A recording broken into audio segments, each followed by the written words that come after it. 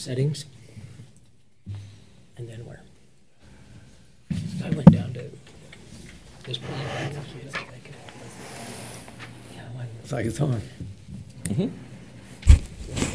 Welcome everyone to North Ogden City Council. Appreciate your attendance. Meeting now will come to order.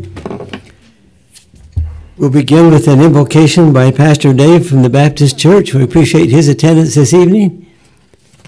And then we'll have the Pledge of Allegiance by Councilman Ryan Barker. Thank you, Mayor. It's a privilege to be with you tonight. Heavenly Father, as we come before your throne, we're grateful for the access we have to be with you, to speak to you, to listen to you, to be guided by you, to be blessed by you. And may we be a blessing to you. I pray, Heavenly Father, for this meeting. I pray for the mayor and the council folks. And just ask your blessing on the evening. Thank you for the privilege of serving our community, serving our state, our nation. We thank you, Heavenly Father, that it is a privilege. And we recognize too, Lord, that in this process that there are no easy answers, but there are intelligent choices. And may that be our guiding light through the evening. And we just ask your blessing and in a very special way. And we pray for this country. We pray for our men and women in uniform. We pray for our first responders. We pray, Father, for those that are homeless and need our help and support. But we're here tonight, Lord, to discuss city business. And we thank you that the council has opened up opportunities for us to share. And so, Lord, we just seek your will, your direction, your blessing. Now, in Jesus' name, amen. Amen. Amen. Thank you, Pastor Dave. All right, if everyone will stand. Repeat the Pledge of Allegiance. I pledge allegiance to the flag of the United States of America and to the republic for which it stands, one nation under God, indivisible, with liberty and justice for all.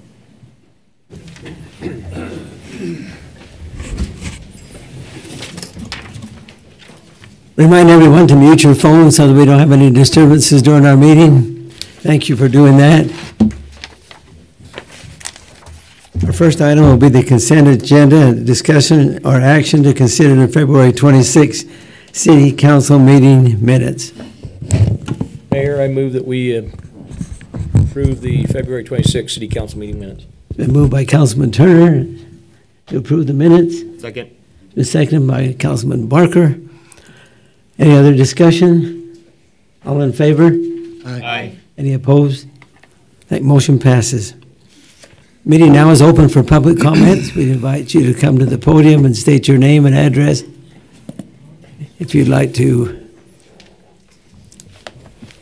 address the council. I'll make mine Scott Barker, 2592 Barker Parkway. I just have a couple of things.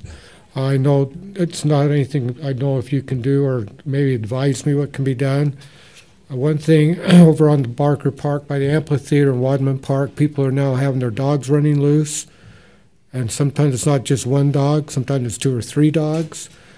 And it causes some grief with some people. I know I had my grandkids over there, both parks, and they never called their dogs back. Or I had to kind of upset with the people to get them called back. You know, little 4-year-olds, that's pretty terrifying to them. I didn't know for sure if kids were going to strangle me or the dog was going to get me, one of the two, or both. And I'm not sure what can be done about that. And the other thing is, I don't know if this is okay with the city, but on the north side of the amphitheater, on the back side, groups of people are going over there and skateboarding off the cement. And I'm not sure about the liability or the damage being done to the cement by what they're doing. I'm not sure what can be done, but those 2 things all I had. Thank you. Then I'll excuse myself. I'm going to go play. Have you thought about talking to the Planning Commission? What's that? I was going to say maybe we should go to the Planning Commission. Oh, my gosh. One meeting a week's enough. Thanks, guys. Thank you for bringing that to our attention. Really appreciate that.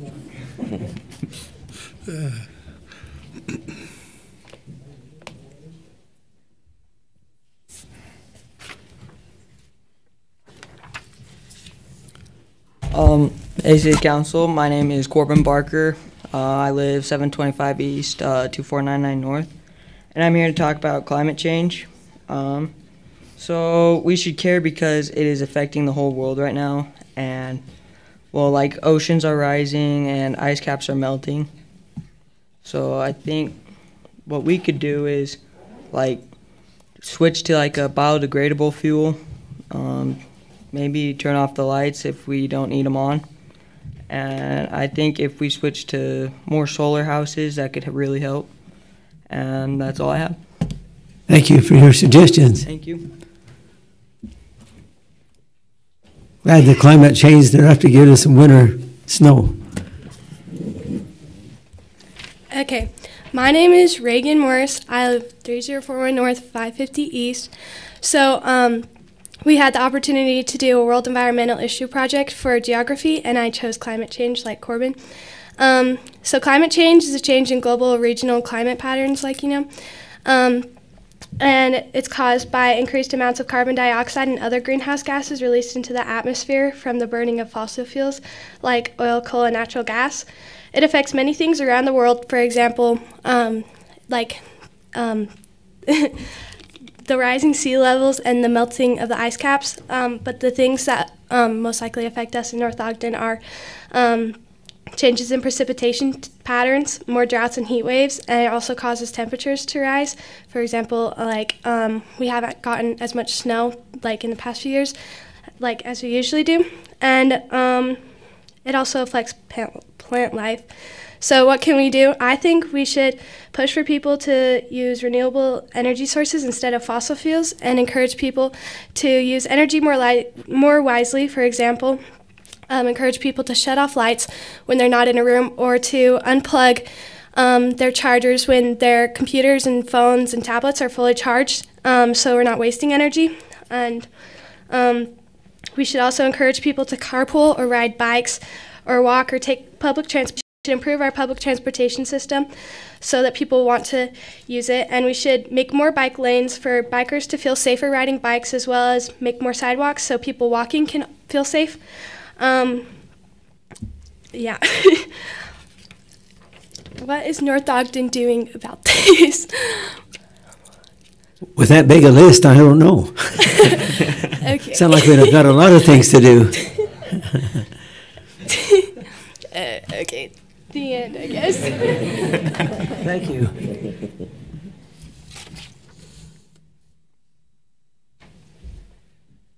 Okay, so my name is Jasmine Bennett. I live 3256 North, 200 East, and I am here to talk about recycling. So China stopped paying us to take their plastics because most of the plastics we were sending were non-renewable plastics.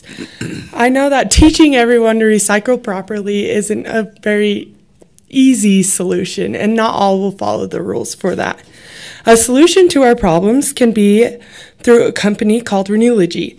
So the person who made up of this machine, her name is Priyanka Pakaya. She invented a machine to take all non-renewable plastics and turn it into diesel fuel. So just to be able to reuse that. So it's a cheap way to get rid of non-recyclable plastics. Boise, Idaho is sending all their plastics to Salt Lake City to Renewlogy, and they are taking them and making it into just a jar of diesel fuel. They figured out a way to reverse how plastic started as an oil base back to a fuel. I think if we look into this, it can be beneficial for our cities and our city's recycling program. Thank you. Thank you very much. Appreciate your comments.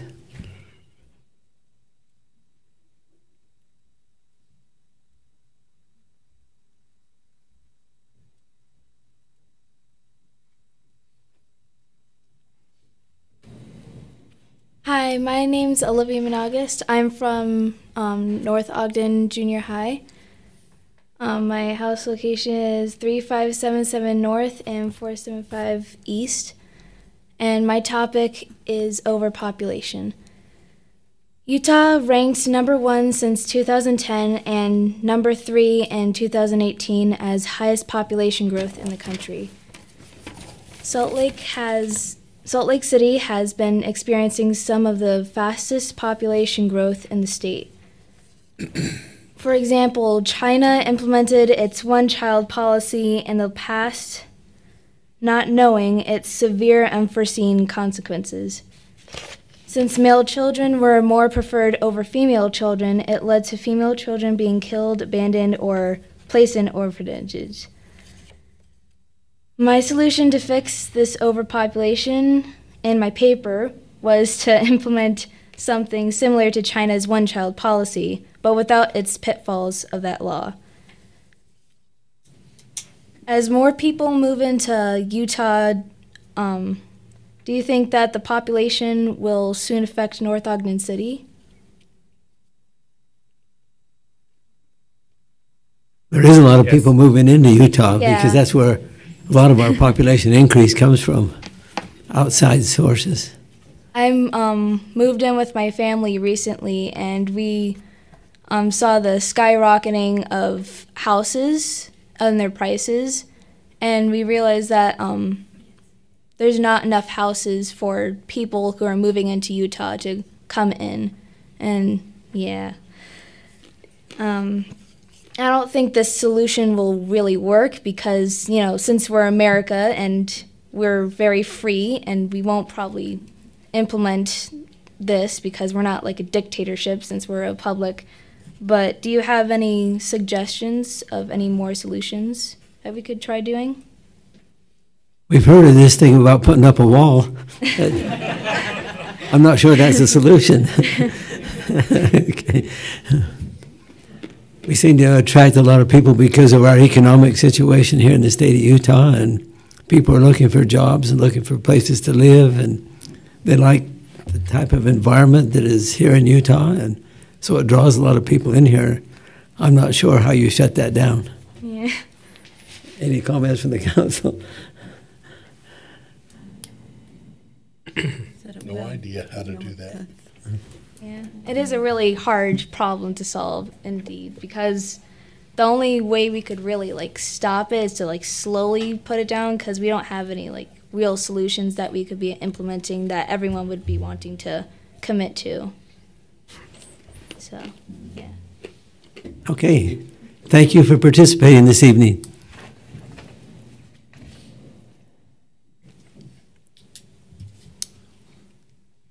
Seeing no other comments, we'll move on to our next item on the agenda, discussion or action to consider contribution request to YCC Family Crisis Center. Our presenter will be Julie Smith, YCC Director. Good evening. Number one, I want to thank you folks for all that you do. It's amazing, what shall I say, all of the issues that are presented to you. I live in North Ogden, and I thank you for making this the best place to live. All right, what I'd like to do is ask you to help us make this the best place to live in Weber County. I think that we've made some great progress.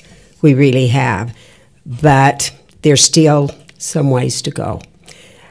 We are asking as a domestic violence, sexual assault center, and homeless housing as well for a donation of $8,000 this year.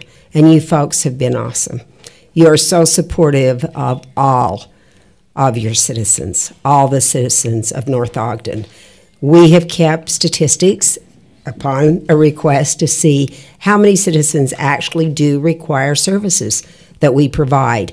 And this past year, as you can see on the handout that was passed around, just this past year, from January of 2018 through December of 2018, 50 residents of North Ogden accessed services at the YCC Family Crisis Center. These were face-to-face services. We did not count crisis calls, which we received over 5,000 crisis calls. So these are strictly the face-to-face. And what we have done is we have shown that in order for someone to come into shelter, and we only did our statistics based on if 1/4 of those 50 residents came into shelter at $65 a night, $35 a day for food. So the 65 is for shelter, and then the 35 a day is for food, clothes, case management, transportation, classes, and advocacy. And we are making sure that resources are available to these people. So that would be $150 a day times the stay of about 45 days as average. So it's about $67.50 for one person. So if we times that by a fourth, that would mean that we have helped the citizens of North Ogden to the tune of about $84,375 in the last year. And what we're asking is just a fraction of that to be paid as a donation to YCC. We want to keep saving and changing lives. We want to be there when people need us. And your police department is awesome. They are doing what we call the LAP, and I explained that last year. It's a lethality assessment, because when they go on a domestic violence call, they have 11 questions that they can ask the victim of the domestic violence situation. If the danger is medium to high danger, they call YCC, hand the phone to the victim, and have them find out what services are available. As you can see, the rate of homicide in Utah for domestic violence is extremely high. Only about 2% of the people that died had asked for services. We want them to ask for service. We want to prevent homicides from happening. The lowest homicide rate in Utah in the last 10 years was 40% of the homicides are domestic violence related. Last year it was 45%. The highest has been 59%. We would love for that to go down to zero. Help me go out of business, would you please? Yeah. We would really like that. We would love it if you want to know the truth. And so that's what we're trying to do. And I have to say, you folks, not just the money, but you've been amazing. I have to tell a story on Annette. I'm not going to look at her when I do it because I'll get emotional. Anyway, she decided with her group of young women that she works with that they would donate for Thanksgiving. They would give several meals to families in need, and they contacted us.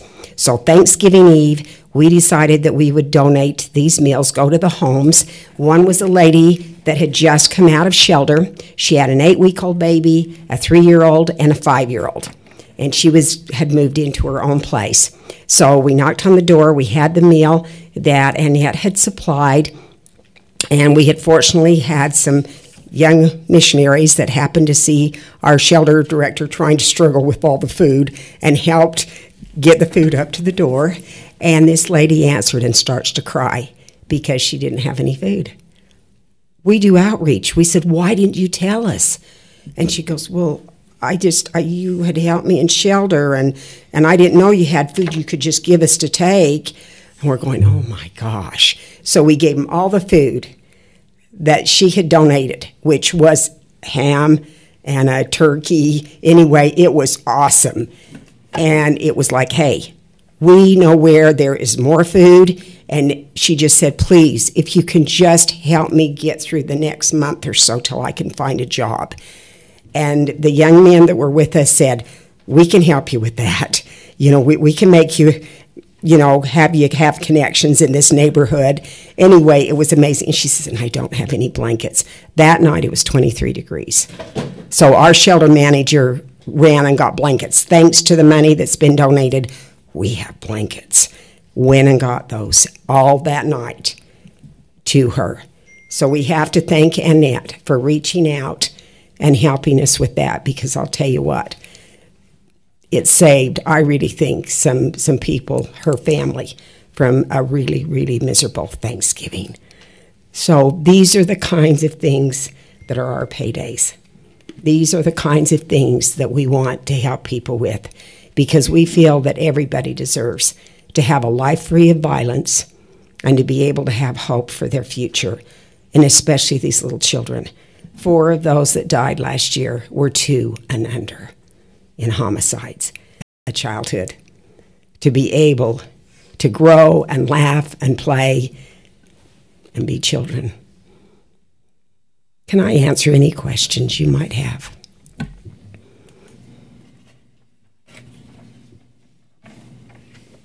Anyone? No? Okay, please. No, I was actually No. just going to recommend that we make this contribution to YCC as a city. An amount of Pardon me? the $8,000? Did we budget it? Is it already one of our requests? Yeah, we have. It makes it even easier.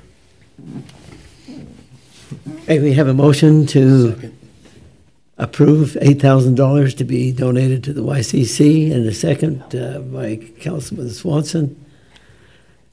Begin the voting with Councilwoman Stoker, Yes. Councilman Swanson, Yes. Councilman Barker, Yes. Councilman Severie, Yes. Councilman Turner. Yes, and thank you for what you do. Motion approved. Wow. Okay, I'm not going to get emotional. Thank you so much. You have just saved a lot of lives. Thank you for coming.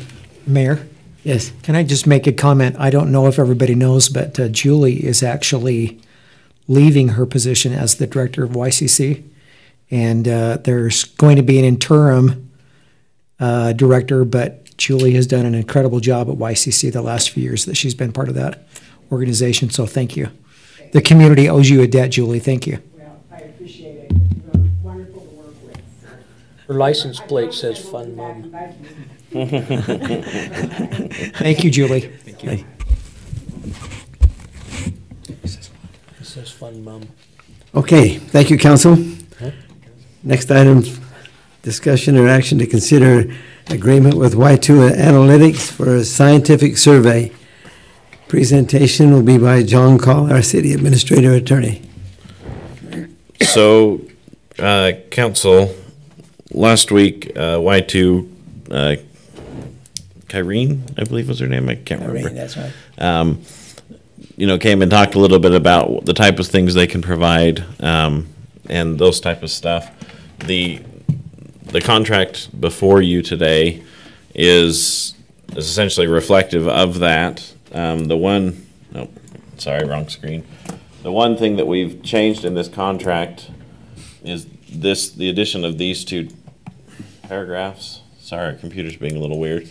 That essentially lets the council opt for either a one-time survey cost of about $13,500, or we would receive a 15% discount if we agreed to do three surveys over the next 3 years. It's a discount they provide if you sign up for multiple years. So that one of the thoughts is, first off, does the council see this as a valid tool to even perform one survey? And if so, would you see it valuable as an ongoing tool? Several communities use this company in particular, as well as other communities use other scientific survey companies to just get feedback on items. A good example is Tooele School District used a company recently to do a bond analysis to decide if the community would support a bond and how much they would support. And they found that the results of the bond election, that was because it was a general obligation bond, were pretty close to the same results that they got from the survey work done by their company. Other companies or other cities like Provo have done an annual survey where they focus on city services and performance standards and customer satisfaction or resident satisfaction, and have found some areas in the city that have been wanting that maybe weren't vocalized. And so there's essentially anything that the council could want to know an answer to, they can help us write a question or questions or a survey to dig at that topic area that the council wants. So really the first question is, do you see this as a valuable service? Do we want to move forward with doing this type of a thing? And then the follow-up question, if the answer to that is yes, is what do you want to know? Because essentially everything's on the table, and if you want to go down this path, we can start the process, and it would be helpful to kind of brainstorm ideas on what you want to find out answers to. There's two different approaches. One would be a very specific targeted survey focused on a specific question like Tooele County did with their bond issuance. The other would be a generic survey, more like resident satisfaction, and it'd just be up to the council on the direction you wanted to go if you wanted to go this direction. So, Councilman Turner. I would suggest that we don't do it now because we just were going over the budget and we're already at a deficit of our last budget meeting was $380,000. This is $13,000 that I just think that we could spend elsewhere in more frugal areas. So my suggestion is we don't do it right now. If we decide we want to do it later, we could do it later. Maybe a little more money, but right now, this year, budget year, I would say we don't. That's my opinion.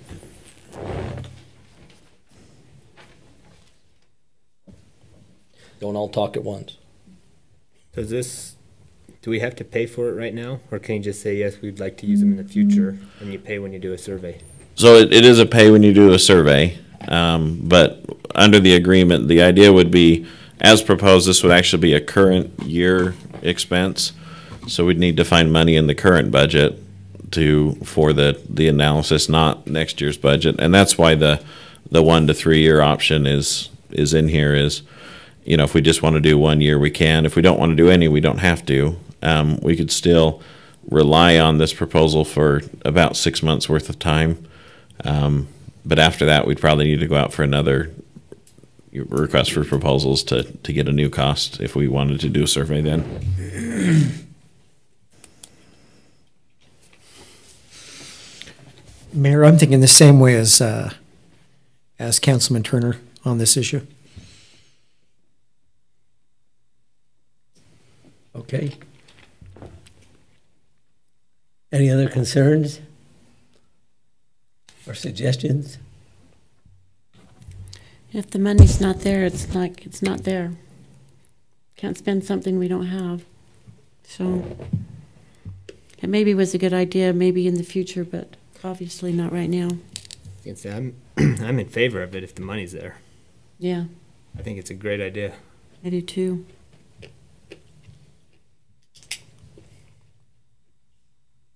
Well, it's a lot cheaper than holding an election, and we're somewhat restricted, Utah election laws, in regard to what we can put on the ballot anyway.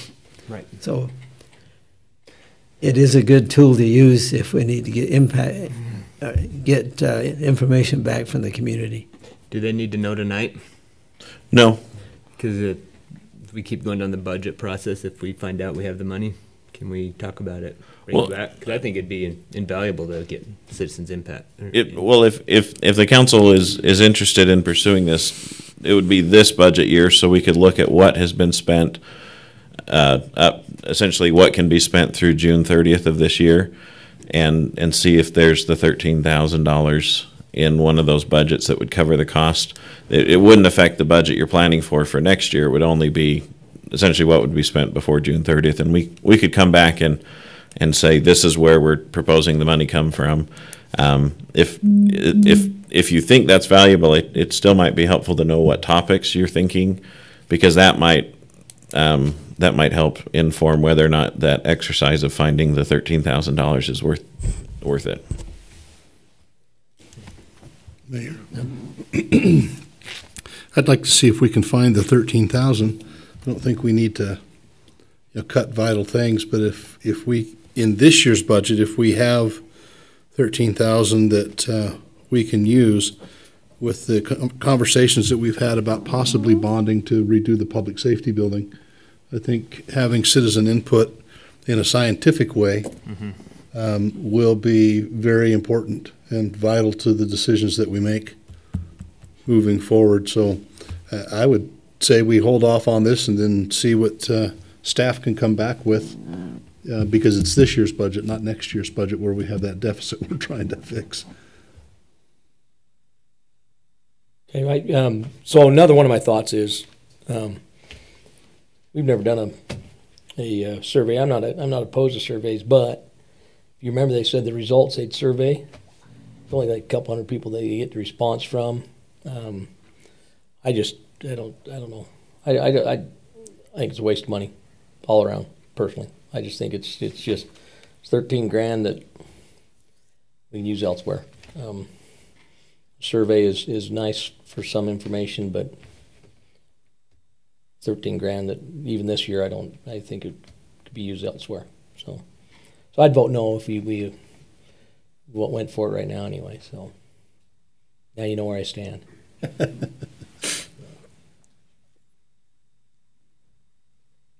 We need to throw this up for a vote.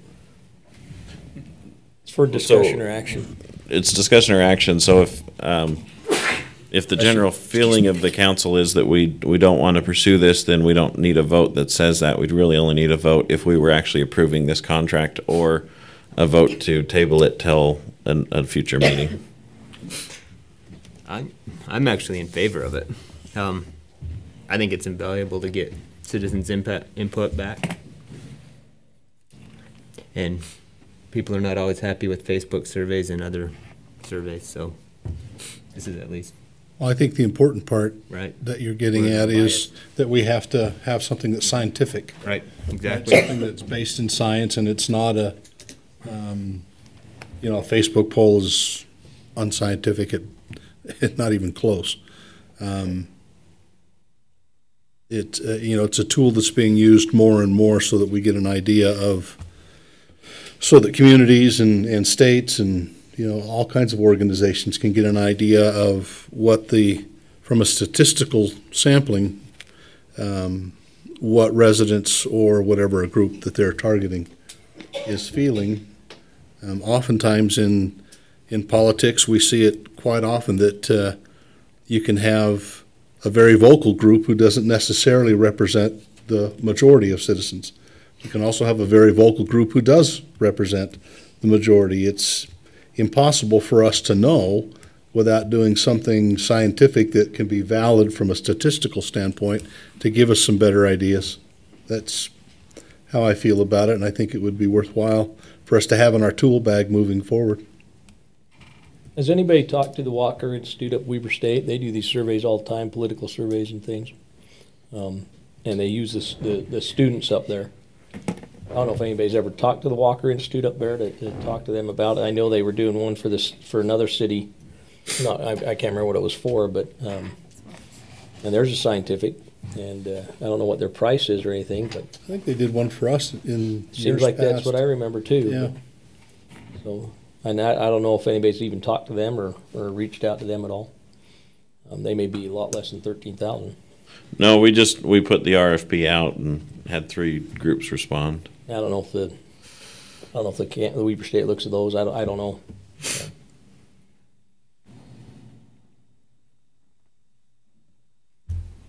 My suggestion would be that we table it, reach out to the Walker Group at Weber State and see what they can do for us and what that would cost, and then take a look at the budget that we have for this year and then bring it back. Sounds like a plan. Does that go against the rules of RFP if you do that? No, our RFPs always say that we can reject all the proposals if we want, but we'd essentially have to reopen it again.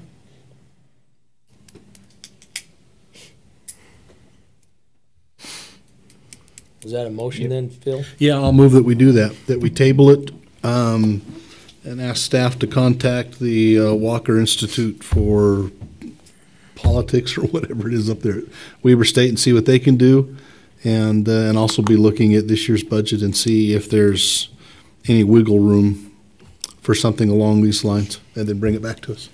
Okay. We have a motion to table this proposal at this time. Second. I have a second by Councilman Severing.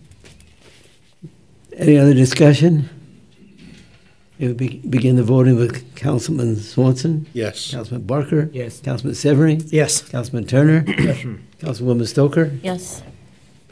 Motion passes. Thank you. Next item on the agenda is a presentation on the amendment to revise the requirements for menu signs in drive-through restaurants. Presenter will be Brandon Bell, our associate planner.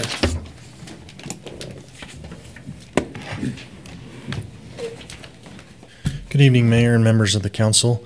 We had an applicant within the last couple of months submit an application for a revision to our sign ordinance as it pertains to drive-through menu signs. And in the process of that, the city realized that there, in addition to the basic changes that the applicant wanted, that there were some additional issues with our ordinance that staff felt was appropriate to revise. This is a legislative decision as a land use decision, so I'm going to go ahead and read that statement. When the city is considering a legislative matter, the Planning Commission is acting as a recommending body to the City Council. The city has wide discretion in taking legislative action. Examples of legislative action are general plan, zoning map, and land use text amendments. Legislative actions require that the Planning Commission give a recommendation to the City Council. Typically, the criteria for making a decision related to a legislative matter require compatibility with the general plan and existing codes. And so the text that we have before you tonight has been, or versions of it were considered at the February 6th and March 6th Planning Commission meetings. The currently proposed text for the amendment was crafted from text submitted by the applicant and the input of the Planning Commission, as well as text recommended by staff. And then minor changes were made to that version of the ordinance.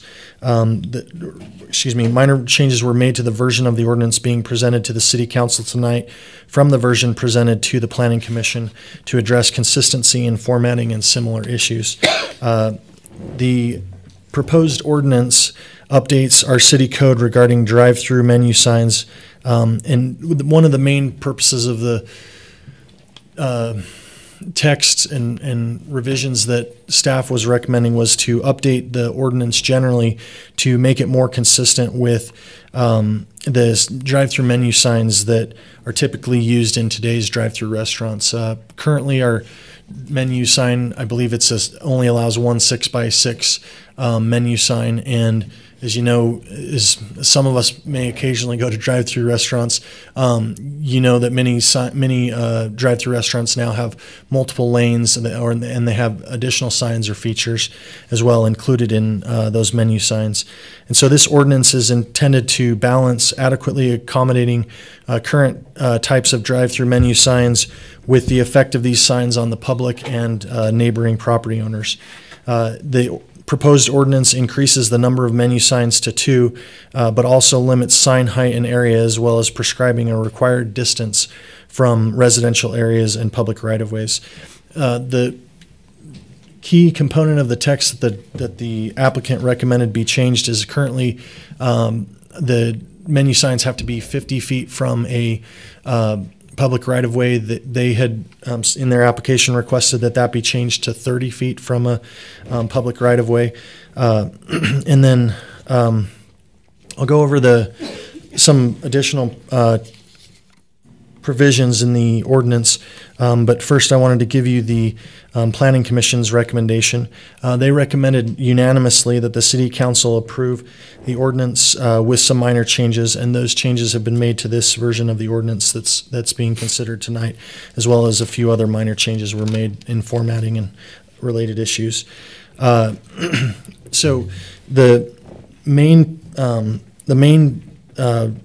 provision of the text is that it moves the ordinance amendment is that it reduces this required distance to 30 feet from a front and side street property line, and then down from 50. And then it also increases the number of signs to 2 from 1.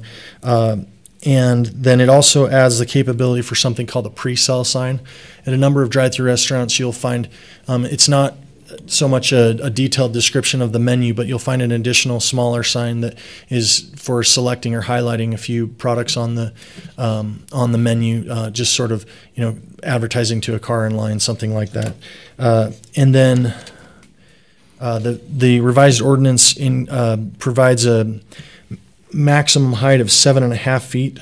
It also caps the area available to be used per menu sign to 45 feet. And then for the pre-sale sign, I believe we are recommending that it be capped at 12 square feet. And then the ordinance also allows for awnings and accessory items, with the provision that the awnings be related in their color scheme to the rest of the building. And then, let's see.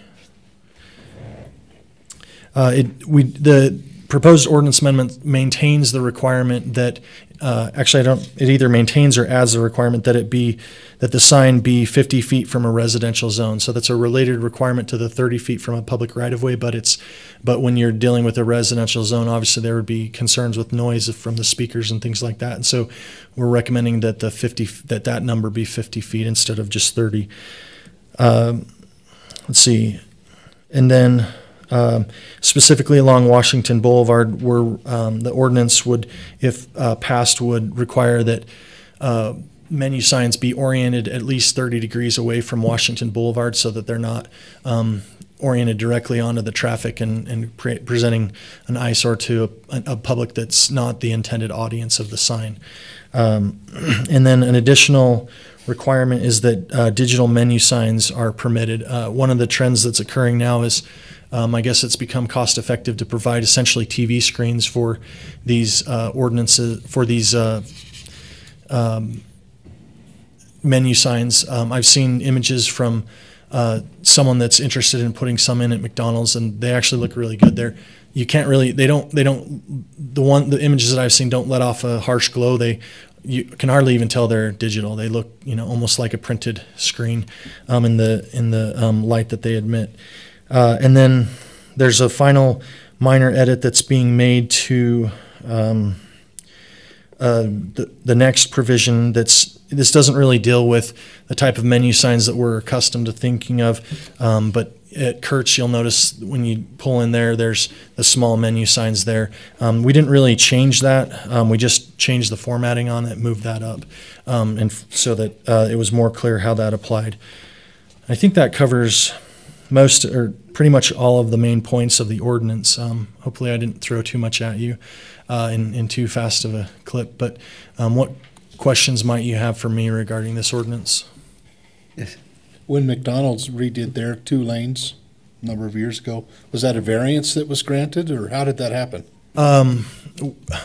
From my recollection, or from the research that we did, because this actually came up because McDonald's is currently applying to, they're not the applicant for this ordinance, but they're looking to put in new ones. We couldn't find record of a building permit for those signs, or I don't know how exactly they got approval. I was told by the applicant for the new sign that that for the digital menu signs that it happened as part of something, I think either the original building permit for the menu for the McDonald's or a revision or a renovation to the building permit, but we weren't able to locate something on the we weren't documentation on when that occurred.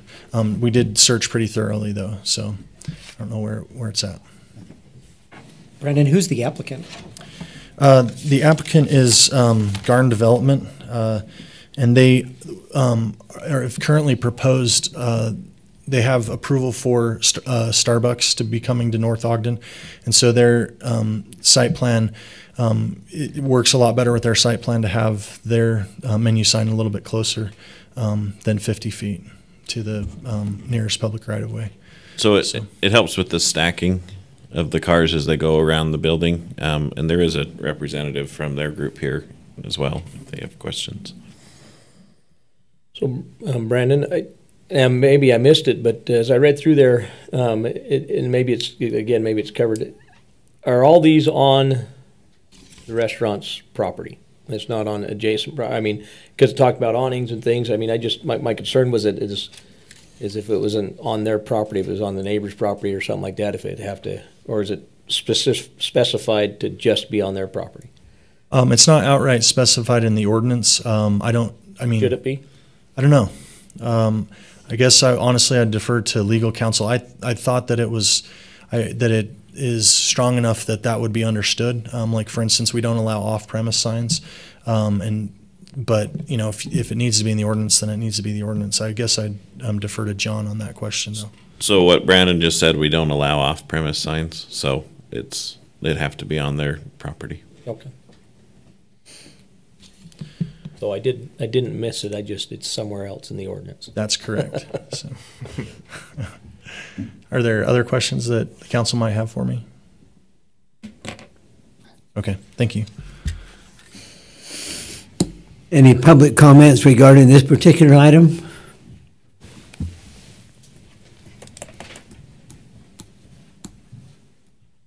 Kevin Burns, 795 East, 1925 North. Just have a question because specific to menus for restaurants, and I was just thinking about the menu, for lack of a better term, at the new car wash and those types of things that would take place. Is there a separate ordinance that affects that type of business, or would this would something similar be appropriate for that type of business? Just curious. It's a good question. That'd be a question for Brennan and John. So this ordinance doesn't say it has to be a restaurant or a fast food place. It just says a commercial site. And so if it qualified as a menu board of what you can get from that location, I think the car wash would probably fall under this ordinance.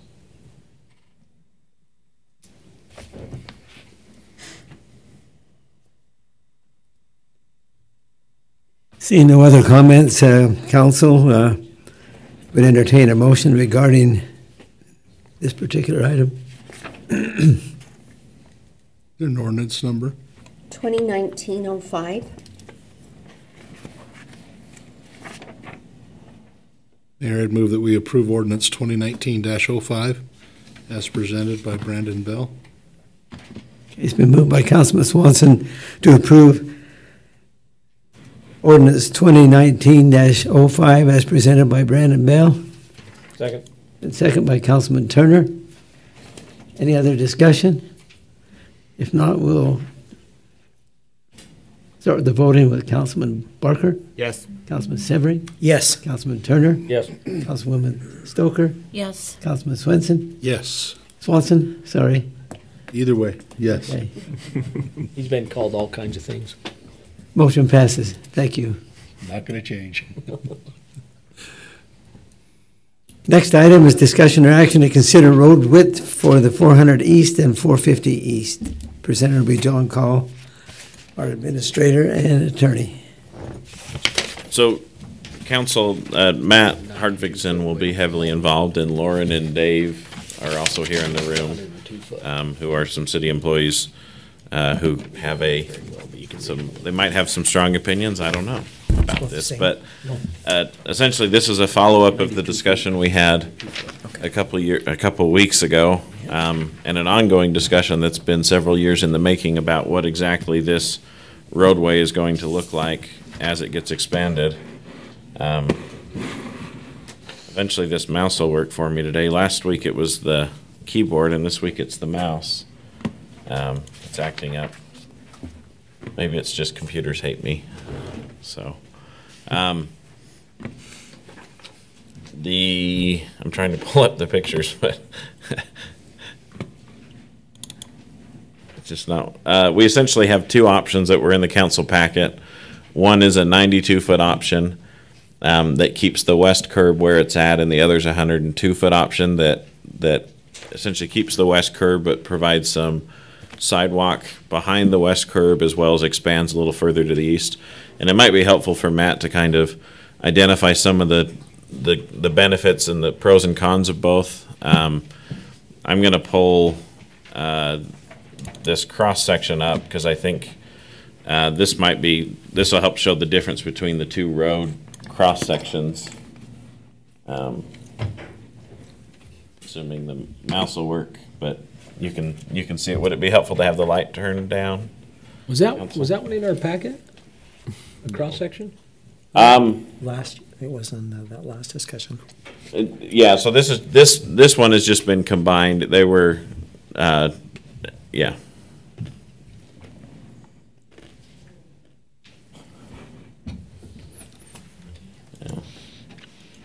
So Matt, I mean, I think Matt, he understands more of the AASHTO standards and things like that we're dealing with, so he can. Yeah, Annette handed out just kind of an outline of what I wanted to talk about. That way maybe I can be a little more effective and direct when I speak. Last time we talked about 102-foot right-of-way, but the impacts to the east side of 400 East were very severe. We were worried about access into the homes and businesses and into the Valley View Baptist Church as well.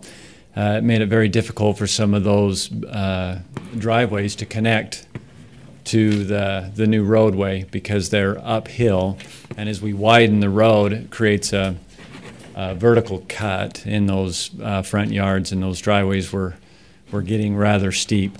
So we ask that you consider some alternate road sections to reduce that width. And at the end of a long discussion, I think we came up with a couple of ideas that we've applied now to this figure that you'll see up here. By reducing the park strip by 1/2 foot and the middle turn lane, we reduced the width of the middle turn lane from 12 feet to 10 feet, except at the intersection with Alberta Drive. We figured there was a need for a wider middle turn lane there, and so we left that at 12 at the intersection. But through the rest of the project, we've kept it at 10. We also reduced the bike lane from 4 feet down to, or from 5 feet down to 4 feet. So adding up all those changes, which I think I've listed on this little handout that you have, we were able to move the east right-of-way, the proposed east right-of-way line 10 feet further away from the homes. And so the homes that were going to be 25 feet from the road are now 35 feet from the road. Another thing that we did to kind of help pull the road away from the businesses was to eliminate on-street parking, but only through that commercial area. So this just takes you up through the area where the Baptist church is. And what that does is it allows, because those businesses already have off-street parking, right? And what that does, it allows those driveways to be less severe, if you will, in their slope. So what we're proposing with this particular layout is no on-street parking from all the way, from 2600 North all the way up to the area where the Baptist church is. And then as soon as we get into the fully residential areas, then we would have the parking on the east side. And, actually on both sides, right? Yeah, the parking would be on both sides all the way up. So that's really helped improve the access into those businesses and into the church there on the corner. So we also had some feedback from some residents that suggest, or a resident anyway, that also concurred with the council's suggestion that we hold that west curb line. By leaving the west curb where it's at, we're able to narrow up the roadway a little bit. That doesn't give us room for sidewalk on the west side. And the suggestion last time that we met and discussed this was to just defer the sidewalk on the west side for now. There isn't any sidewalk there right now, but in the future there would be a project, a safe sidewalk project or something like that to complete that. These boards up here show the differences between the two. The ones here on the left are the original 102-foot layout. The ones on the right are the 92-foot layout, and you can see that people will be able to get into their homes now with a lot better access than what they were going to have before.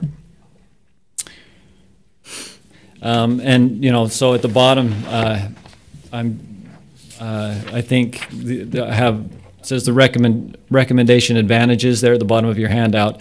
It contains all the elements recommended at the March 5th meeting, which include parking on both sides of the road, bike lanes, the median turn lane.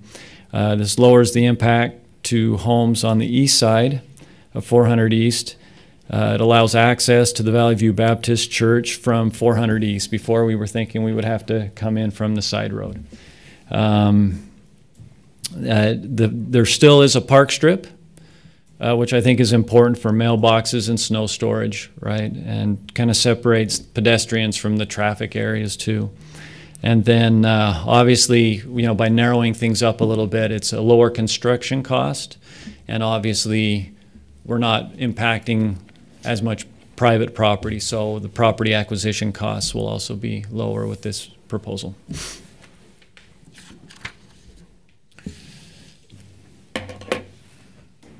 Mayor. Coldwater Animal Hospital. You've answered the question we have about Valley View and its access.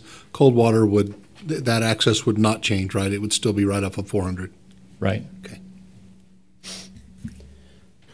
So Matt, on your on the drawing, and it could have been, it's just preliminary, I know, but just north of the Valley View Baptist Church, it looks like the curb gutter kind of jets a little bit wider, or is it just the way the drawing is? No, it does. And So also up at the corner of Alberta, it widens up there too. So as you're heading north on the east side, as you pass the Baptist Church, the curb widens to the east to allow for on-street parking. So south. Oh, yeah, okay, but so we're still maintaining the 92 foot, but south of the Valley View, we're a little narrower. It's less than 92. That's correct. What is it? Do you know? Well, it'd be the 6 feet less. So you're only at Mathematically, it'd be about 87. I don't know, 86. I don't know. I went to Weaver High.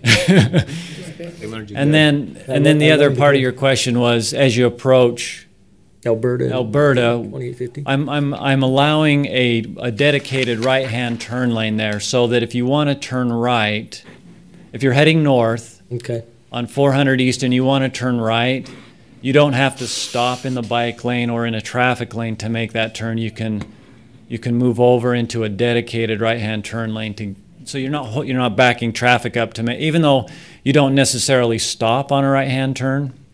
When you make a right-hand turn, if there's someone crossing, a pedestrian or something, or a cyclist in the bike lane, then you can move over and get behind and out of the traffic lane to make that turn. I've done the same thing southbound at Loman View Drive, and so as you come down south and you want to turn right onto Loman View Drive, you'll see there's a dedicated right-hand turn lane there, so you can get out of traffic and make that right-hand turn.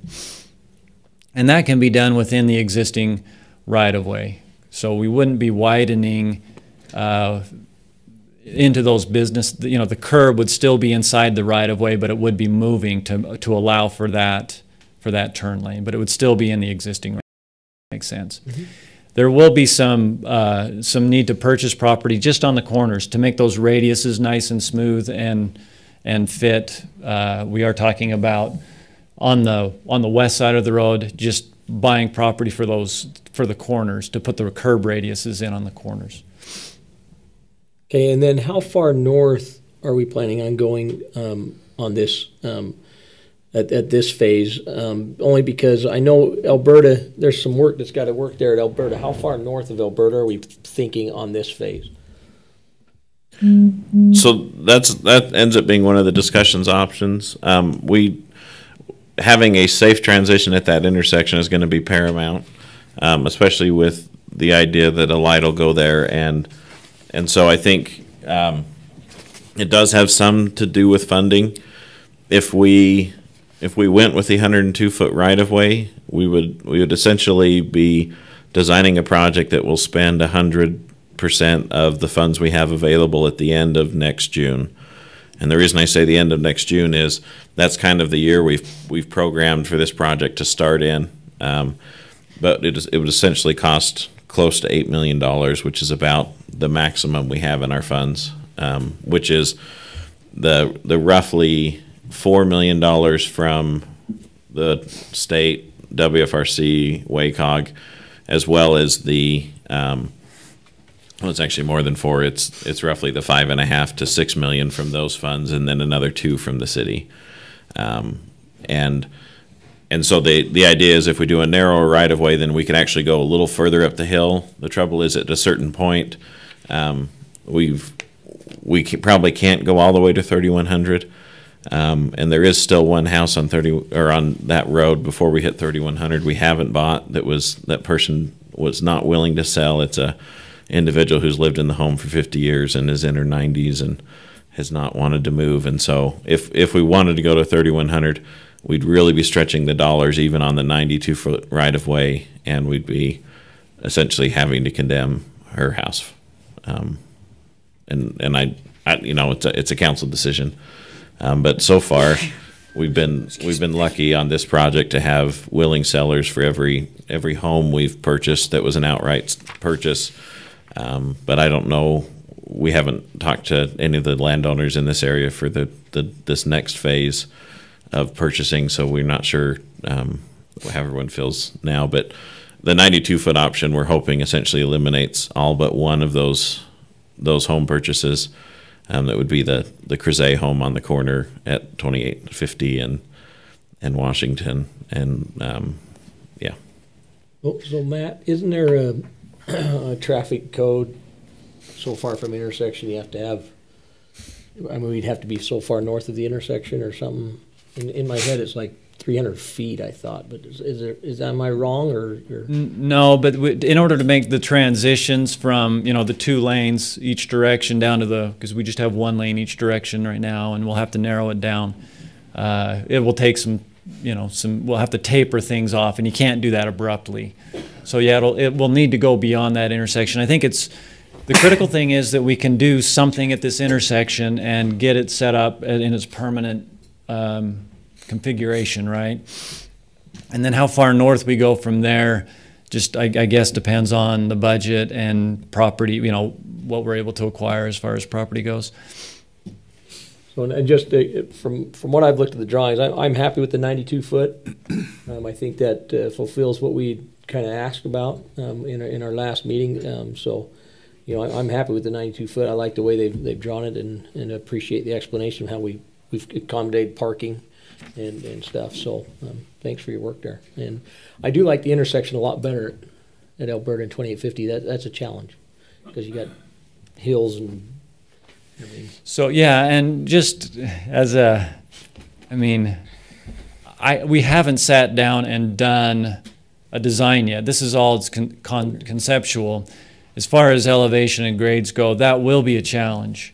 There might need to be more impact to that church up at Alberta because of slopes, right? And so we might be drawing a line on there, that conceptually says, we're only going to be taking so many feet, in the front, but the construction may go way back because of the grades that are in that intersection, especially on Alberta.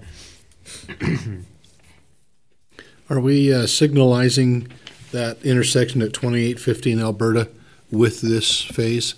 The only thing that I don't believe so. The only thing that we'll probably do at this point is put in the conduits, and Is that a budgetary thing? Well, if we went with the 92-foot option, we would have the budget to add a light. It's about $600,000. Is that right, Matt? So essentially $150 for each pole. It depends on how far north we got to go, though, too. Well, so part of the WFRC money that we accepted is contingent on us doing something at this intersection, and so it might make sense, especially where we're adding, some increased cross traffic and some realignment. It might make sense to do the light now if our budget can handle it. That would be my thought. If we have the budget, stammer and get that out. We go ahead and signalize that now. That intersection, even with the redesign, it's still going to be somewhat of a nightmare of an intersection. Won't be as bad as it is now, but if we can signalize that and we can go as far north as we need to go to have that non-abrupt lane narrowing, and then signalize that intersection, I think it'd be better all the way around for everyone. John, 3 pennies. You'd mentioned the house that we haven't purchased the house on 2850 and 400, right? That one there. This house right here, that's the Crozet family owns it. Other people have called it the Parley Bates home. And one of the things that from our discussions a couple of years ago with the owners is that we would look at the option of possibly just moving the home on that property. The Crozets are related to the Bates. And so the idea would be they could stay there if they want. One other thought, and this is just, we haven't fully gone through it yet, but the idea might be if the Crozets want to move because that just isn't going to work for what they need for their family, there might be some value in saving that and moving the museum into that building. So we would relocate the house on the property, but turn it into the North Ogden Museum. The building they're currently at the end doesn't meet all their needs, and it's, sometimes a high-profile location is a little better for a museum. But that was just another thought. Pick a historic home that a lot of people know, but we haven't gone through that with the family there yet, because we've needed to know what the width is before we start moving too many pieces on them.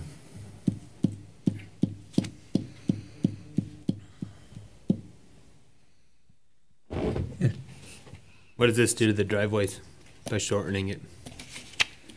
They're now better? They're much better. I don't. They're not going to be as good as they are now. They will get steeper. We also talked about coming in at angles, and we can look at those individually. But I don't think we're going to be at such a slope that they're going to be non-traversable, right? So steep that you won't be able to drive into them with a normal car. In your design, could we look at the drive over? Yeah, I mean, overpass type. Yeah, drive again, approaches. I'm not necessarily in favor of those, just because it tracks leaves and everything, but makes the driveways much more approachable. And if you want to see them, you know what they look like, but anybody else, if you drive on Harrison, they did them on Harrison. And I wonder if on Harrison if they gave the homeowners options, because you'll drive and there'll be two that have them, and then there'll be a couple that don't, and then there'll be, so I'm just wondering if they gave them options there or something like that to make them not as steep. It's interesting how some don't have them and some do. So one thing I noticed there is that the sidewalk is at back of curb, that there is no park strip there, and so the transition from the sidewalk transitions to those overpasses were a little awkward. I don't think they would be as difficult here because there's a park strip area and we can bridge that a little better. So that may make it easier for people to get in and out of their driveways. I'm not opposed to those. They're not in our standard. They're not in the city standard drawings, and so we would have to make some type of exception to do that. But Dave, do you hate those? No, I mean, we have some. We actually have some on 450. So 3100, we have about 8 houses in a row there.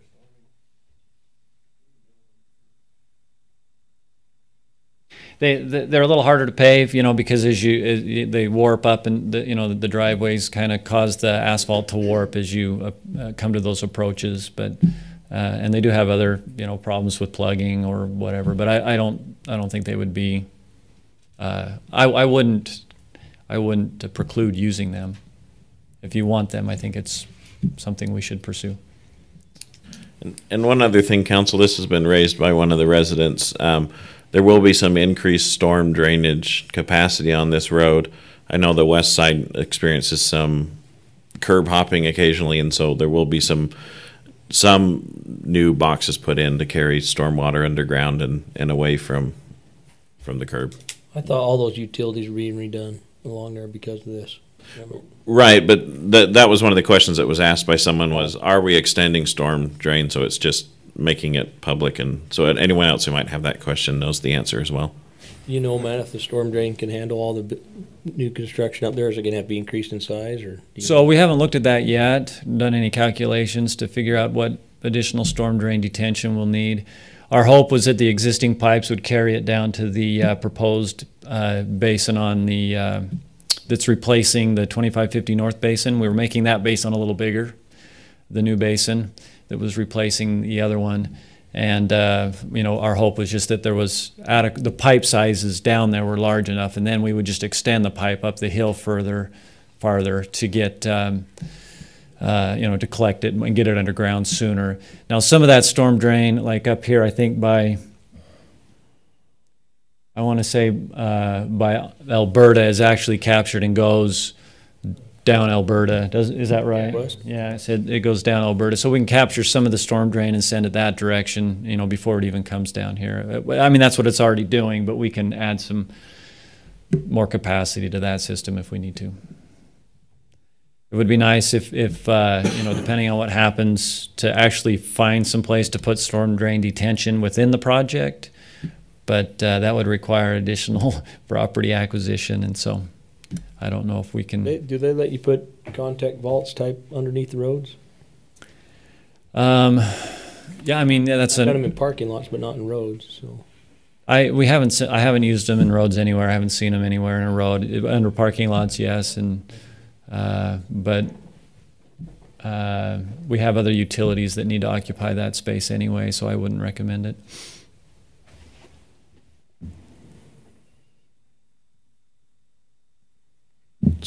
So, council, we didn't put, last meeting when we discussed this, we had public comments on the agenda as part of this discussion, and we don't have it on this agenda, but that, in the past, there is public here, and I'm confident several of them live on the road, and it might be worth considering that. And then Matt could probably get up and answer those questions that might come up. I'm fine with that. I'd move that we suspend the rules and allow the public to comment. I'll second it. Moving to second, we allow the public to comment. All in favor? Aye. Any opposed? If there are any here that wanted to ask questions or make comments regarding this proposal, the meeting is open to do so.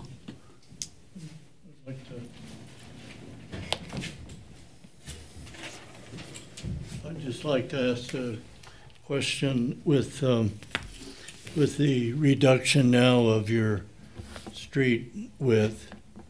Do you have any idea how much that's going to impact it was originally, when I talked to the former mayor, and I think John was with us, came to visit me a couple of years ago, it was 10 feet. Now last time it was 30 feet. And where's it at now, potentially? Based on that, it looks like it's 42. So, and this is measuring from the back of sidewalk, but right now the map is showing that the church would be 42.8 feet away from the sidewalk, and the other, your building would be almost 60 feet, 59.42 feet. So it's still coming your way about 20 feet, but it's not coming the 30 that was talked about last time. Okay. I appreciate the comment here about we can go in and out on 400. Actually, our church services, and that they complement the traffic, because our heavy traffic day is Sunday, which is the least traffic day for anyone else. And so we feel in that way we can kind of complement it. Of course, we have weddings and we have funerals and special dinners and that impact that. But the idea of access off of 400 is important to us. If are you in this? Is there any changes to 2700 east and west on either the west or the east? Yeah, let me just come up to the microphone. Sure. So that's an offset intersection, and it's problematic for traffic to make turning movements. It creates what they call conflicts, so cars, can run into each other when they try to make that. Right. Originally, we wanted to realign that, and so that the roads came in directly across from each other, but that would impact your property, the church's property, significantly. So one of the things that we're considering to correct that is a cul-de-sac. So to eliminate that through street east of 400 East, so that we don't have that offset anymore. And but that would require 2700 North to end in a cul-de-sac. So and then those homes would have to come in off of, part of that cul-de-sac instead of tying right into the 2700 North like they do now. You're talking about the homes on the north and south side of 2700. Matt, could you show Pastor Dave on I've tried to zoom in on the map here a little bit for him. Let me turn this out. I'll turn this light off again So, is this the That's the 92 foot. 92? So this is your building right here. Okay. And I'm not sure what this is. That's the offices and the pastors. Office? Yeah. And so, yeah, we're talking about still having your access, like you say, from up there. But this piece of the road right here would end up being turned into grass or landscaping or something else. And 2700 North would end in a cul-de-sac.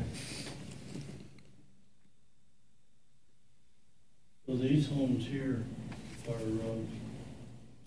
it would be on the south side of Right, of 2700, yeah. Uh-huh. We'd have to make some changes here to this roadway in order for, to lessen the impact, obviously, of cutting across the corner of your property. This is what we call the annex, the building just south of church and the parking. And that's where I park. That's where my office is in this facility. But boy, a cul-de-sac could just really take our backyard. Matt, would it be possible to do a hammerhead or something else instead of that cul-de-sac? Yeah, for the purpose for the cul-de-sac is emergency vehicle turnaround. Is one of the main purposes, so that if a fire truck comes in, they can get in and out. A hammerhead is an option that the emergency services allow, and there are different styles of those. Some look like a T, some look like a Y. We could look at different layouts if you wanted to do something like that. This is just a short roadway that comes in, from. It's not there's not a lot of traffic, obviously, that would be using that. And so I think that's a possibility. It would be up to the city engineer if he's okay with that, and of course the council. Fire marshal. Yeah, and the fire marshal. Public Works as well. The Public Works, yeah, because with the 102-foot option, we had this pulled back more, just so that you know. Closer, because here's your east property line, right? Here's the church's east property line. We had to pull back further this way. With this option, I pushed it that way so that these homes would have really long driveways coming off the end of that cul-de-sac. But we could look at pulling it back again. I mean, it's just kind of a compromise. Everybody's going to have to make some compromises, I think. But that would probably help out a lot moving this east. Right. It would.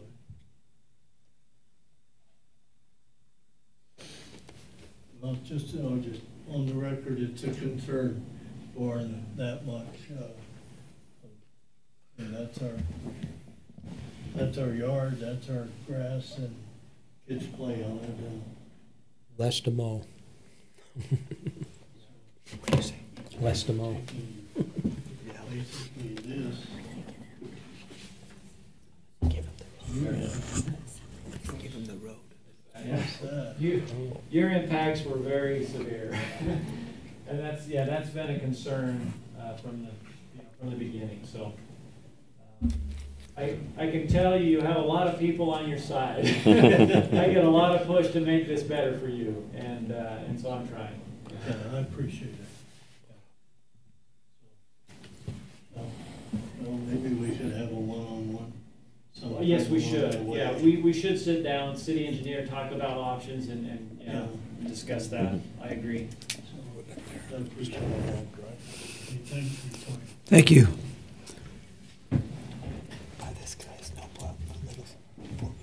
Like I said in my prayer, there are no easy answers, just intelligent choices. Okay.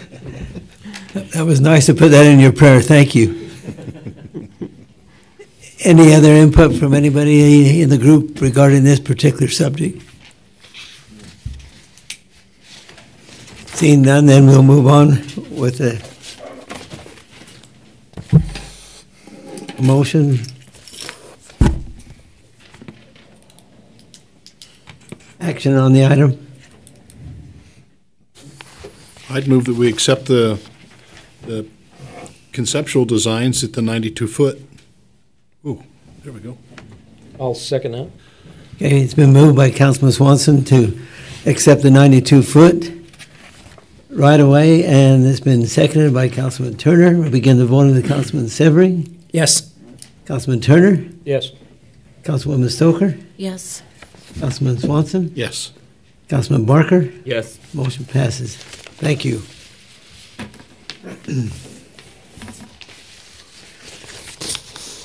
Next item is discussion or action to consider accepting the Brown, Parker, and Bates annexation located at approximately 1100 East and 2600 North. You're skipping number 7, aren't we? Oh, sorry. That's all right. I'm skipping over my own name. Thank you for bringing that to my attention. This is discussion on the committee appointments for an art guild committee and a general plan committee.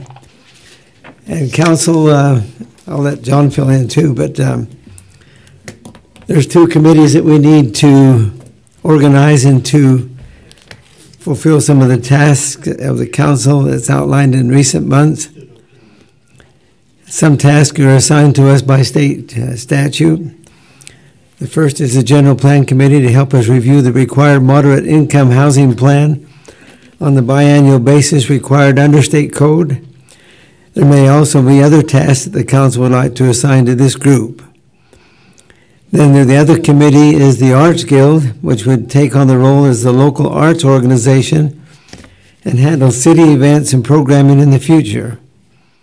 We've scheduled an open house on April 18th at 7 o'clock to explain the purpose of this group and the application process for those individuals who would be interested in participating. Part of the discussion for this group will focus on what the council sees as its involvement in the group in the short term as well as in the long term. So these are the 2 committees we need to consider. We need to talk about how many council members that you would like to have on the Art Guild Committee and some of the tasks and so forth that would be required.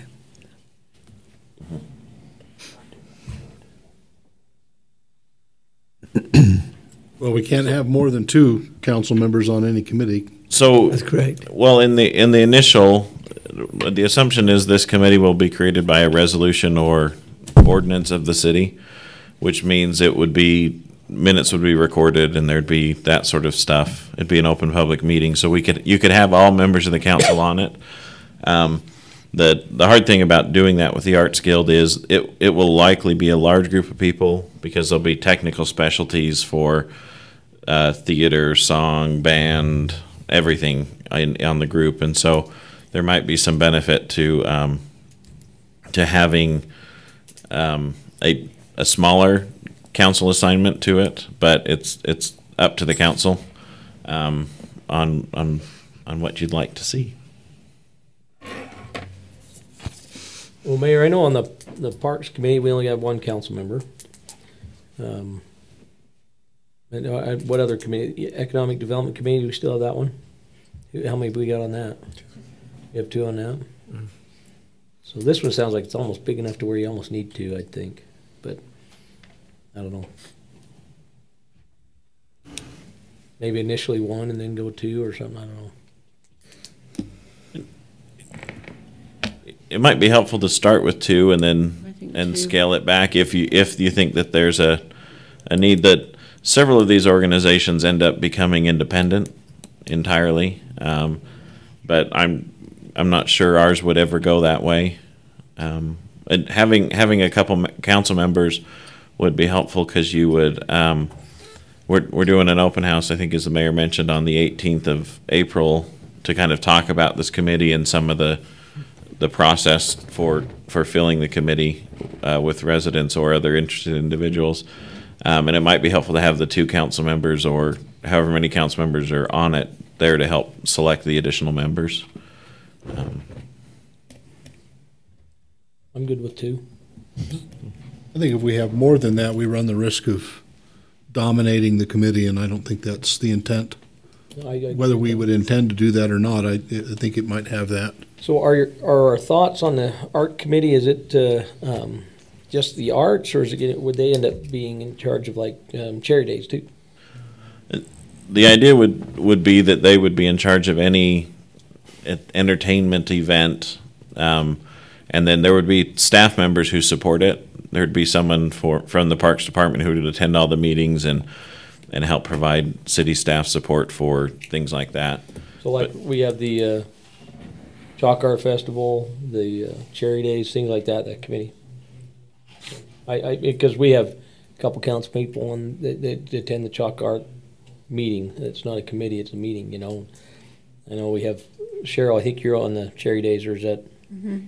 Yeah. You know, so I mean that would actually combine them into one committee, so I think that's a good idea. With our support.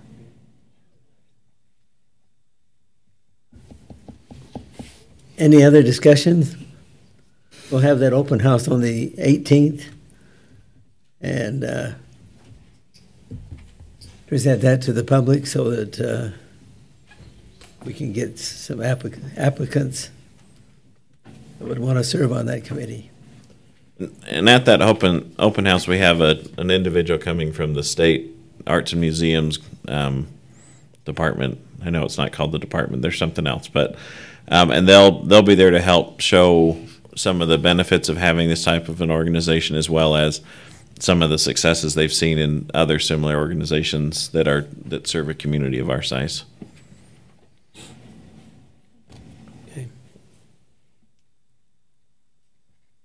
Okay. We'll proceed to that point. The other committee, of course, will be the general plan committee. We have to update our general plan this year, and of course, we'll need that committee to help do that, as well as other tasks that maybe the council would like to direct them to do. So we need to organize those two committees. That one there, I think, needs 2 council members too. I think that would be good, particularly on that committee. Yep. Okay. That's a great one for you. We'll move forward on that.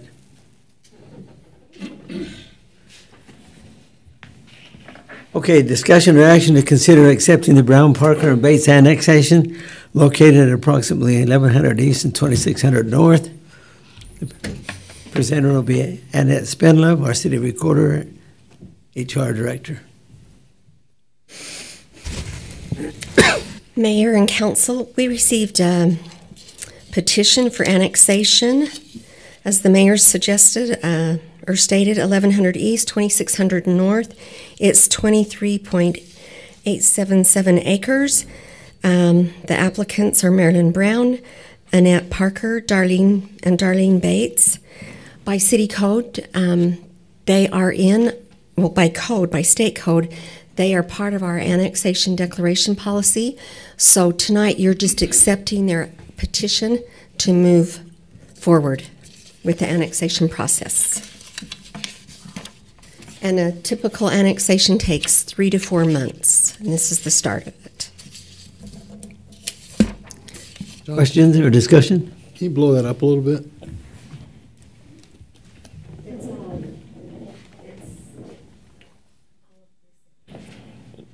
So, for reference, Oaklawn Park is down here that the city owns. Barker Parkway is this road right here, and Barker Park is over in this area, and this is 2600 with 1050 right there. So it's the area behind those Barker Park homes right there on the north. It's where you launch the fireworks, isn't it? Nope. No. That's further. No. You're a little farther. You're More further to south. south. Okay, that's Down right. here. Just 600. Just barely south there, right, adjacent to that. Where are the deer going to go when they build the houses there? There's a lot of deer there. Your yard. There's a lot of deer in And- there.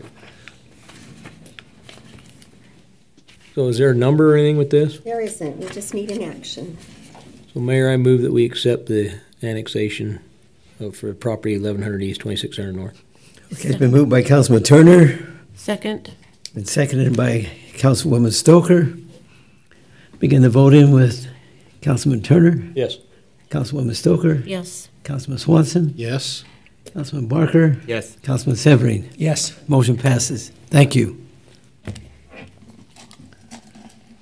Next item is discussion or action to decide compensation for the mayor's position. Presenter will be John Call, City Administrator and Attorney. So, Council, this piggybacks on the budget discussion from last week. For budget purposes, we need to know how much to plan for the mayor's position. Currently, the mayor receives a stipend of $50,000 a year. With Mayor Chug being here, I'd probably say 2/3 of the time. I mean, with meetings and, all the time he's here and everything he does after hours. And so the question, just for budget purposes, that we need to know starting January 1st, what this council's envisioning that as being, understanding that the council at that time can change that depending on what they feel.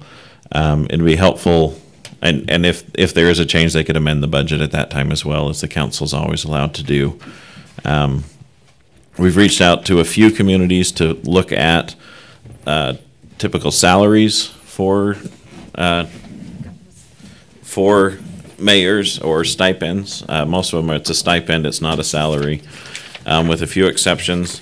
The notable exceptions are Provo, Salt Lake City, and South Ogden South Salt Lake that have full-time mayors, where they typically receive a salary and benefits.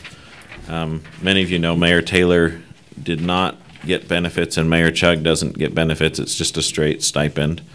But you can see there's a range of salaries for part-time that somewhat increase based on city size, although there's not necessarily a guaranteed thing. For example, Park City, the mayor gets about $45,000 a year and is considered part-time. This list also doesn't say how part-time they are. In our city policy, the mayor is allowed to be at the city offices as often and as much as they want, which is why there's typically a conversation between the council and the mayor about what the council expects of the mayor, and then the stipend has traditionally followed that expectancy as well. So, and here again, the council doesn't have to make a decision tonight, but we do need a decision by June, I think 14th or 15th, whenever the budget is finalized. But any direction you can give us would be helpful as we plan for the fiscal year.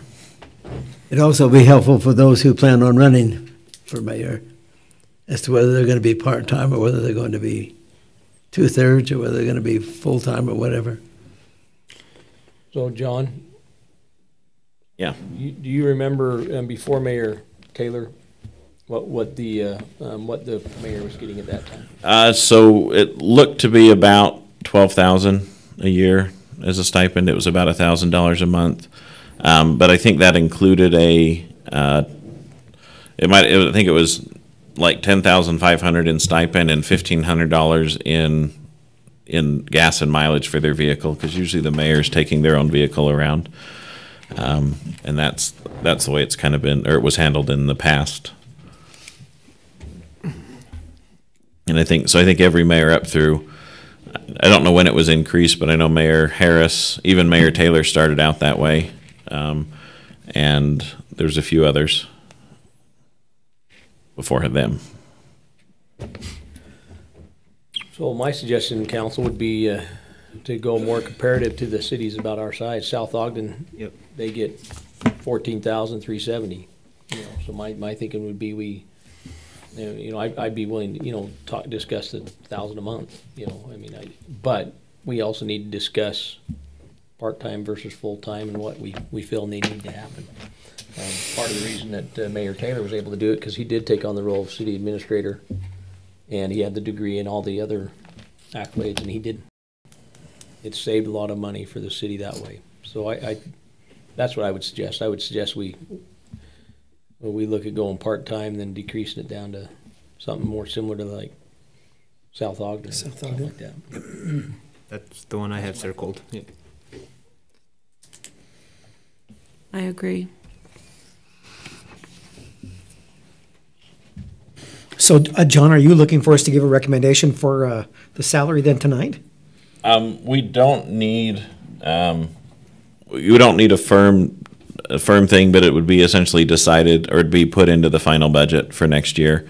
And so the way it's currently programmed, we just program the same $50,000. And so if there's going to be a reduction, we, as a staff level, we'd anticipated that Mayor Chugg would finish out his term doing the same thing he's been doing and essentially get $25,000 for the last half of this year, meaning starting July 1, he'd get that last chunk for those 6 months.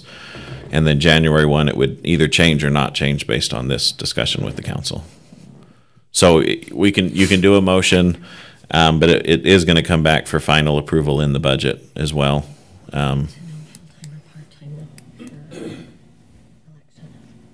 Annette says it would be helpful to know full-time or part-time for election. Typically, the three cities that are on this list that have a quote-unquote full-time mayor are actually mayor-council form of governments, which is different than what we do. Where the most familiar one might be Ogden, where you actually have a council and a mayor who, the council does all the legislative and the mayor does all the administrative, and they still interact together in council meetings, but they essentially end up it operates more like the president and the Congress, right, where they're a different branch of government. And so, like I said, I think it's helpful to know whether you're going to be compensating full-time for election purposes, understanding that if the mayor is retired or doesn't need money or doesn't want to work, they can be here at the office 40 hours a week, regardless of what the council tells them to, because they will continue to be the chief executive officer of the city under our code. So my understanding is when Mayor Taylor came on board full-time and compensated, that when he was no longer mayor, it was going to revert back. That was my understanding. Yes. And so my suggestion would be we revert back part-time and, 12, or we can discuss the numbers, but I wouldn't think we'd be much more than 15,000. So that would be what I would suggest. The average of those four cities, Vineyard, Centerville, South Ogden, North Salt Lake, is $16,080 for a part-time. Not saying that we have to follow the average, but just for discussion's sake. We don't need to lock in a number tonight. I would say let us mull over the number. At least let me mull over the number, but I definitely think part-time on the mayor. So essentially, and I'm just trying to make it really clear, so essentially part-time compensation is what this council's recommending, understanding the council in January can change that if they decide to. Yes. We need a motion on that one. I think it would be helpful. I think it would be helpful for election purposes to have it as an official motion. Okay, I'll move that we the compensation for the mayor, the monetary compensation for the mayor will be discussed in the future, but the mayor position will be part-time. Okay, it's been moved. At the next, coming January 1 of 2020. It's been moved by Councilman Turner that we have a part-time mayor in the future, and compensation will be determined later. I have a second. Second. And second by Councilwoman Stoker. Begin the voting with Councilwoman Stoker. Yes. Councilman Swanson. Yes. Councilman Barker. Yes. Councilman Severy. Yes. Councilman Turner. Yes. Motion passes. Thank you.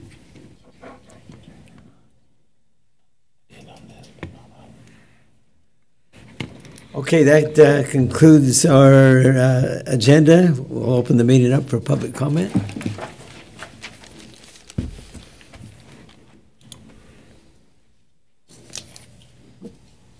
Seeing none, we'll move on to council, mayor, staff comments. Start with Councilman Turner.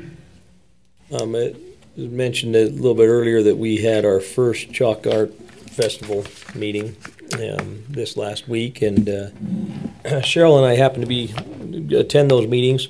It's not an official committee. Just so everybody knows, the Chalk Art Festival will be August 23rd and 24th. But in talking with Greg Thorpe, who has been instrumental in helping to get the group of volunteers together, we think it'd be advantageous to maybe have a council member that that we know, well, we're pretty certain will be on the council in the future, because the city pays $5,000 for this Chalk Art Festival, and it'd be nice to have somebody, and we know for sure Blake will be. Sounds like Blake is on the committee. Blake, but I mean, and I don't know who else is going to be running and stuff. I'm not. He's the only guarantee.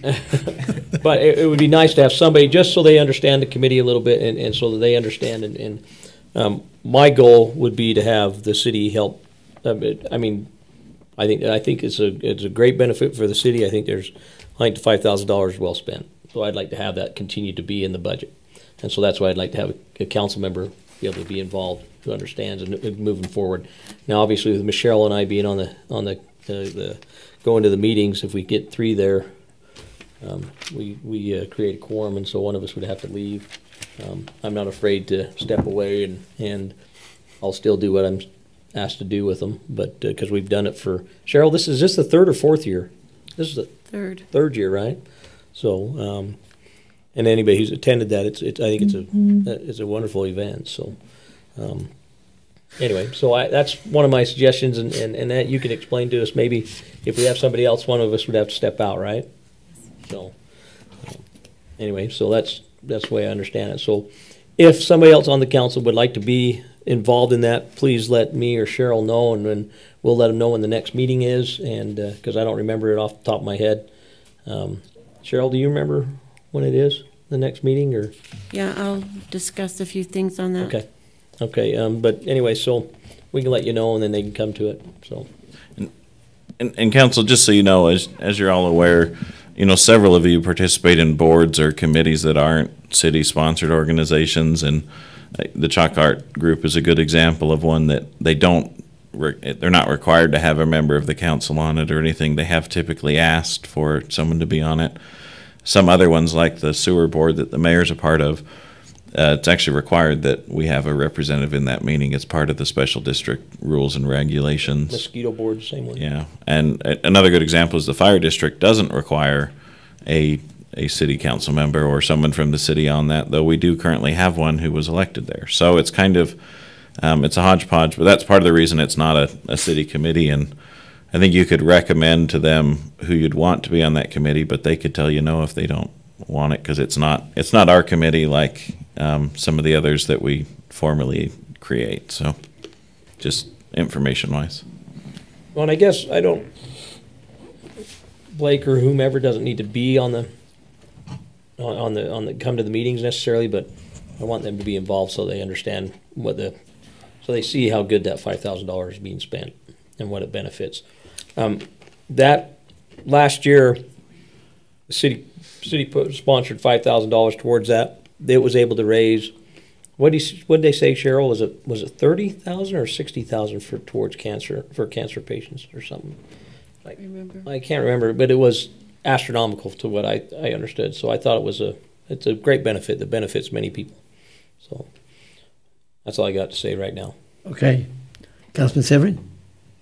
I don't have anything tonight. Okay, Councilman Barker. Nope, nothing tonight. Councilman Swanson. 2 quick things. One, Dave, you're still here? Yes, sir. The tree on Fruitland, that's a CenturyLink line that it's on, or is it a Comcast line? No, it's CenturyLink. It's CenturyLink. We are in contact with them. They will be out tomorrow so that we can look at that whole row of trees. Okay. My understanding is we contacted them 3 weeks ago. Mm-hmm. Well, it was actually Rocky Mountain Power that got contacted. Okay. They said that they came out and said, "Oh, hey, it's not our problem, CenturyLink." So. Okay. But yes, tomorrow. So tomorrow. If they're not there, we'll. Are they gonna look at the pole? The pole as well. The end pole, is the guide wires off, or not guide wire? Anchor. The anchor. Yeah. Thanks, Dave. The only other thing I have is just a kudos for Officer Armstrong last week. I think some of you may have seen, but not everybody is on Facebook and may have seen, there was a found child that Officer Armstrong, how old was he, 10, 11? I think he's 12. 12. He's 12. Yeah, 12. Anyway, Officer Armstrong was accompanying the child home, and the child liked to run. So Officer Armstrong in full gear, I don't know how far he ran, but it was quite a distance. Probably at least a half mile, maybe Yeah. maybe a mile. They ran together, and so that great service from one of our officers. Great to see. I think Officer Armstrong was here earlier. He was earlier. Is he still out there? In the building? He is in the area. As many of you know, that we do have an officer assigned to this complex whenever we have after-hours meetings now. Is he out in the lobby by chance? Are you out there, Officer Armstrong? We can. We want to embarrass him if we can. He just walked out now that. Yeah, yeah, he ran. He went running the other way. We actually had a side benefit from having an officer last week. Officer Rhodes was here, Detective Rhodes, and he found out that Ryan's not a council member; he's a council member. Yep, I saw that. So you guys are making jokes. Yeah, so that there was a misspelling in the nameplate, and we're going to get it fixed. Oh. So. M-E-E-M? Yeah, it looks like it was he's not out there. M-E-M-E. So there he is. We just wanted to recognize you, Officer Armstrong, for the little jog you took with our found child last week. Yeah, it wasn't much of a jog. I thought it was going to be, but the little guy took me a little further than I anticipated. Yeah. Did you Great see work. that on Facebook? Yeah, I did. Great. There were a lot of citizens who were just really supportive of what you'd done there. So thank you. That's saw great. that firefighters get a workout on duty, and he wanted to see what it's like. I'm not going there. I'm done after that. Thank you very much for your great service. Councilwoman Stoker? Okay, so a couple of things also. The dates that they want to meet for the Chocolate Art Festival are the dates. The next meeting is on a Tuesday, April 9th, and I think that's also council night, right? So they were wondering if they could meet downstairs. And then they have a Thursday night, it would be the 18th. That's the night of the open house, but they could still meet here, right? And then another one's the 30th, and that's a Tuesday. Those are this month. But we won't meet that night, will we? Or will we? Because it's the 5th. Okay. So those are the dates, the 9th, 18th, and 30th for the Chalk It Up. And then also, Mayor Chud couldn't attend the YCC gala that they had Saturday, so he asked me if I would go, and I went, and it was quite the event, and they raised quite a bit of money for the YCC, and not only did it help the domestic violence, but they also are very much involved with the women who are and the children who leave the LDS fundamentalist group, that they do help and support them with resources and whatnots. And this, they asked the city if we would donate a pool pass for 200 people. So they talked to Tiffany, and she said it would be at our approval. And so I'm asking you if you will approve $200 for this pool pass. And they raised that went for over about $600 for that pool pass. So, Council, what it is in the evenings, we will let people reserve for a group up to 200 where they share it with other groups. I think 800 is, if you rent it for 800 people, you have the whole facility. So this would be one of those night reservations. They'd still have to call and coordinate with our office, or the parks office, on what night's available and stuff like that. So. Support it. That's great. Okay. Okay. Okay. So, thank you. That's all I have. Okay. John? a couple things. As many as you know, the debris basin is under full construction up on the Divide Road. If you haven't been up there to see it, it's worth going to look at. Although don't you sorry, just don't actually enter the construction site, because there is a lot of stuff being moved around and unstable rocks and soil. But there's a lot of areas you can see it from without entering the construction site, so it's worth going to look. Also, if you would like to go during construction hours, we can coordinate with the contractor to, get you a hard hat and things like that. But that's one thing that's going on. Another thing, the swings that we talked about last time that were at North Ogden Park, one was broken, or two were broken, and so they were removed because a new style of swing was coming in. Both of those swings, my understanding is were installed today, and they're planning on doing a little photo op with the Weber County. I don't know, Stephanie, what's it called? The group. Her name. Yeah, Sarah Lansing is her name.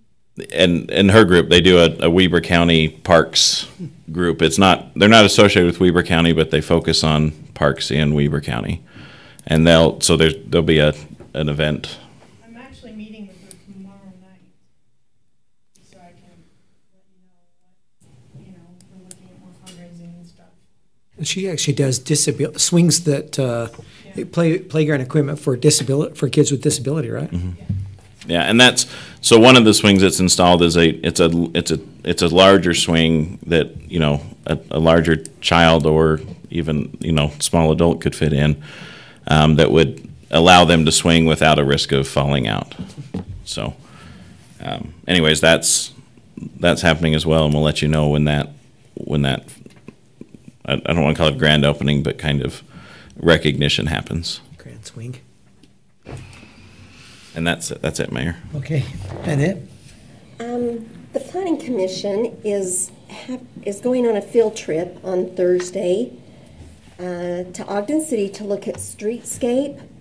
They are leaving at 5:45, and they would like any council members that would like to go to let me know right away, because if more than 2 go, we have to notice that.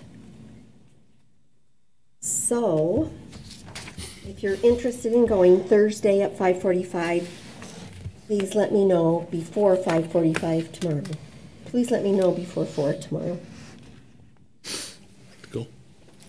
Okay. Me too, since I made such I a won't be stink going. about it. I can't go. I can't go. I will go. So you got 2. Okay. That'd be 2. And this is that we actually have information about when and where they're meeting for members of the public who'd like to participate in that as well. And I'll talk with Lynn tomorrow to make sure that information is clearly identified on the agenda. Okay. Dave?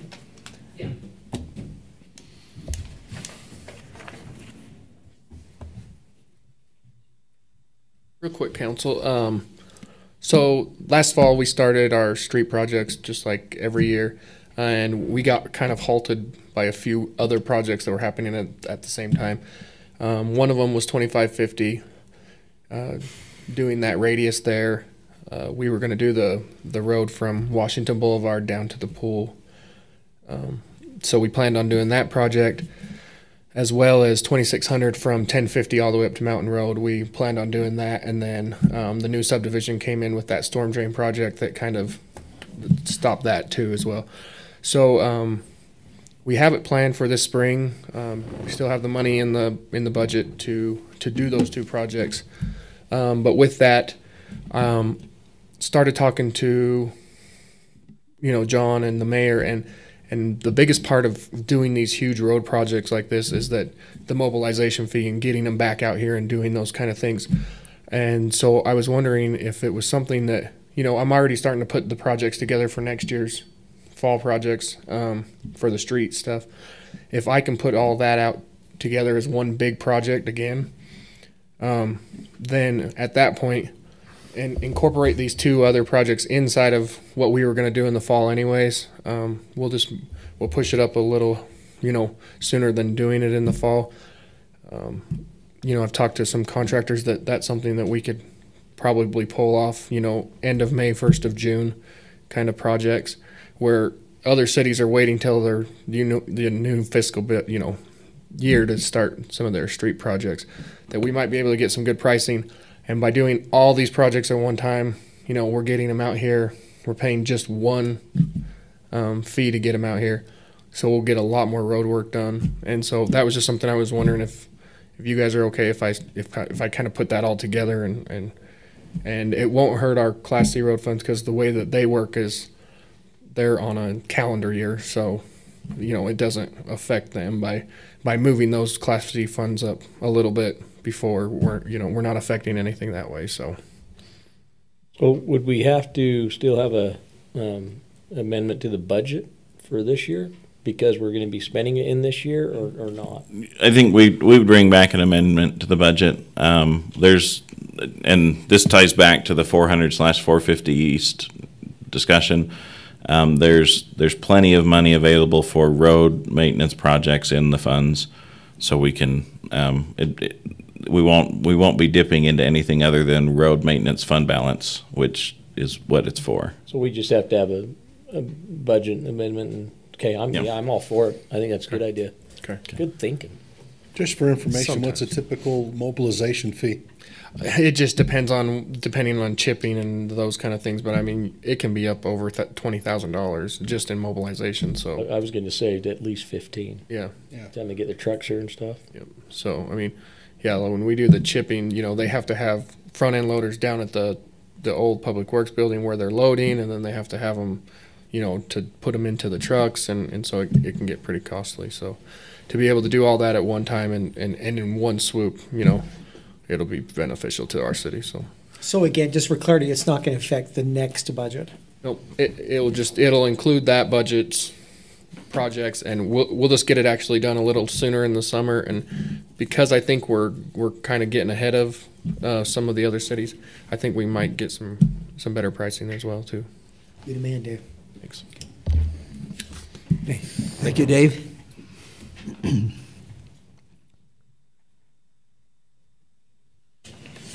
I have no other business. Is there a motion to adjourn? Motion to adjourn. A motion to adjourn. All in favor? Second. Second. All in favor? Aye. Aye. Any opposed? Thank you for coming this evening.